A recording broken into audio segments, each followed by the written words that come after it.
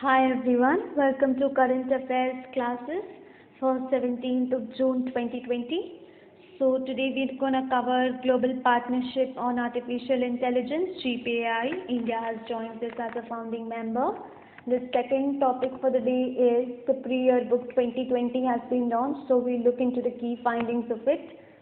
Third is India's first mobile COVID-19 testing laboratory has been installed. Fourth, we'll talk about Tala Mandali. It is an important from art and culture point of view. And fifth is the date, the World Day to Combat Desertification and Drought, June 17th. So let's begin. Global partnership on artificial intelligence, ये जो article या news है मैंने PIB से उठाया है। तो PIB से जब उठाया हुआ न्यूज़ काफ़ी इंपॉर्टेंट न्यूज़ है, इसे आप ओवरलुक नहीं कर सकते हो एग्जाम परस्पेक्टिव से। So don't overlook the news that have been posted on PIB. India join GPAI. India ने GPAI global partnership on artificial intelligence को ज्वाइन किया as a founding member to support responsible and human-centric development and use of artificial intelligence. Human-centric development क्योंकि automation हो रहा है जिसके कारण human manual jobs खत्म होते जा रही है या replace होते जा रही है, इसलिए human-centric development के बारे में बात की गई है।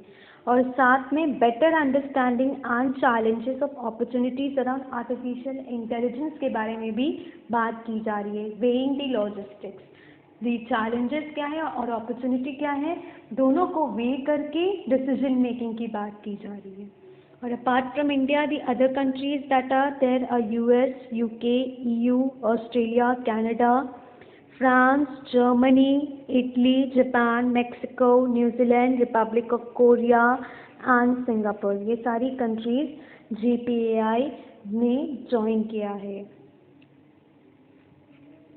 The second topic for the day is SIPRI, that is Stockholm International Peace Research Institute ने अपना ईयरबुक लॉन्च किया है। ये हर साल अपना ईयरबुक लॉन्च करती है, क्या करने के लिए? To assess the current state of armament, disarmament and international security. किस कंट्री के पास कितनी आर्म्स है, उन्होंने कितना डिसआर्म किया, ये सारी चीज़ का ब्यौरा रखती है ये, और ये ईयरबुक में रिलीज़ करती है। तो की टेकअवेज क्या है इस बार में? जो nuclear weapon 9 powerful nuclear countries के पास है वो उसमें नंबर में डिक्रीज हुई है। Earlier it was 13, 18, 865, now it is 13,400। So there has been a decrease in the nuclear weapon possessed by 9 nuclear armed countries. And which are those 9 nuclear armed countries? US, Russia, UK। Comment down box पे comment करिए UK में कौन कौन सी countries आती हैं। France, China, India, Pakistan, Israel, North Korea. Despite the overall decrease in the number of nuclear weapons, the focus is on modernization. Modernization की बात की जा रही है, मतलब अपनी efficiency की बात की जा रही है, efficacy की बात की जा रही है। The focus is on modernization rather than numbers. अपनी efficiency बढ़ाने की बात की जा रही है। And Russia, US together combined में 90% of total nuclear weapon Russia और यूएस के पास combined है। This is to be noted that Pakistan and China together have more nuclear weapons than India, and China is also trying to build a triad nuclear weapon। ऐसी yearbook में findings आई हैं। India's first mobile COVID testing laboratory has been installed in a bid to meet the growing demand to conduct the coronavirus disease tests. Okay, this has been developed with on-site ELISA है, RT-PCR है, that is reverse transcription की facility है, biochemical analyser है। एक Andhra Pradesh medical tech zone limited team ने इसे बनाया है और ये BSL 3 से बिलोंग करता है। This belongs to BSL 3। अब हम I am sorry about it belongs to BSL 2। BSL 2 में बायोसेफ्टी लेवल 2 कैटेगरी में बिलोंग कर रही है। तो जब बायोसेफ्टी लेवल 2 पे, तो बायोसेफ्टी लेवल किस बेसिस पे कैटेगराइजेशन होता है? ये कैटेगराइजेशन होता है on the basis of organism. Organism से मतलब virus and bacteria that the researchers are dealing with. तो SARS-CoV-2, कमेंट डाउन बॉक्स पे कमेंट करिए इसकी फुल फॉर्म क्या है। आप सभी को पता होना चाहिए, काफ़ी फ्रीक्वेंटली न्यूज़ पे आ रही है। न्यूज़पेपर रीडिंग जो कॉमनली कर रहे हैं, फ्रीक्वेंटली कर रहे हैं, उन्हें पता होनी चाहिए इसकी full form. SARS-CoV-2 which caused COVID-19 is in BSL-2 category. BSL-1 जो है वो least hazardous है, whereas BSL-4 is the most hazardous. This is the lab belong to biosafety level 2. ये एक अचीवमेंट है इंडिया के लिए, इंडाइजेनस अचीवमेंट है जो खासकर ऐसे राइटिंग, मेक इन इंडिया, आत्मनिर्भर भारत, ये सब में काफ़ी इनपुट्स देने में मदद आएगी। जो फोर्थ है वो आर्ट एंड कल्चर के पेपर के मद्देनज़र से इम्पॉर्टेंट न्यूज़ है Tala Mandali. The traditional art form of Tala Mandali, a variant of Yakshagana theatre, have been given virtual view during the times of कोविड-19। सो ये कहाँ की है ये जानना ज़रूरी है। कारावाली की है और मालनाड की है। कारावाली और Malnad in regions of Karnataka and Kerala. इसकी प्लॉट क्या है, कंटेंट क्या है, ये माइथोलॉजिकल स्टोरीज बेसिकली परफॉर्म की जाती है। Consist of only debate between the characteristics involving sarcasm, puns, philosophical positions and humors।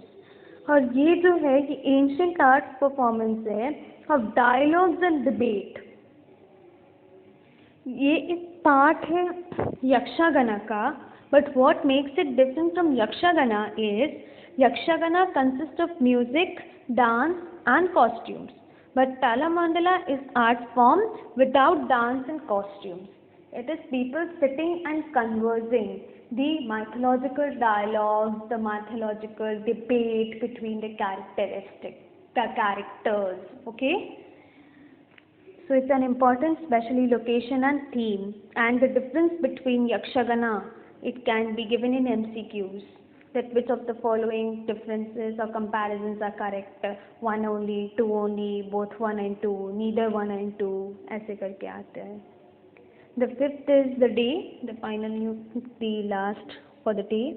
World Day to Combat Desertification and Drought is being observed on June 17. इस बार की theme थी Food, Feed, Fiber, the link between consumption and land।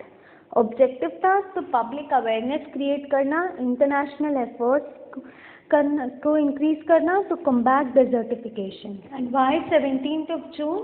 Because आज ही के दिन agenda 21 के तहत UNGA ने UNCCD that is United Nation to combat desertification में का ड्राफ्ट रेजोल्यूशन को एक्सेप्ट किया था।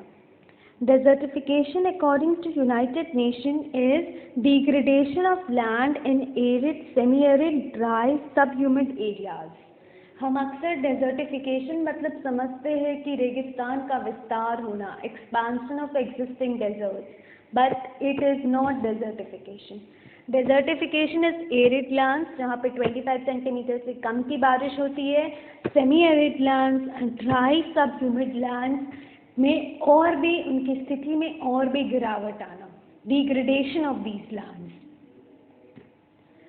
Sustainable Development Goal 15 of 2030 agenda states to halt and reverse land degradation। ये इम्पॉर्टेंट है UNCCD क्योंकि जो COP14 हुआ था, conference of parties which is the highest decision making of UNCCD, वो नई दिल्ली में हुई थी, ग्रेटर नोएडा में हुई थी, जिसमें इंडिया से पहली बार होस्ट किया। इंडिया ने चाइना से लीडरशिप लिया 2 सालों के लिए, 2021 तक के लिए। इस इंडिया ने पहली बार होस्ट किया था। इस पे लैंड डिग्रेडेशन न्यूट्रलिटी के बारे में काफ़ी बात हुई थी, काफ़ी चर्चा हुई थी, जिसे you must comment down below what is land degradation neutrality. Okay okay, so this much is all for today. Keep learning, keep watching. You will get the PDF notes for all these in the description box given below. And if you want me to make a video on any other topic, if you have any other doubts in your mind, just comment down. I'll try to make a video on it. Thank you.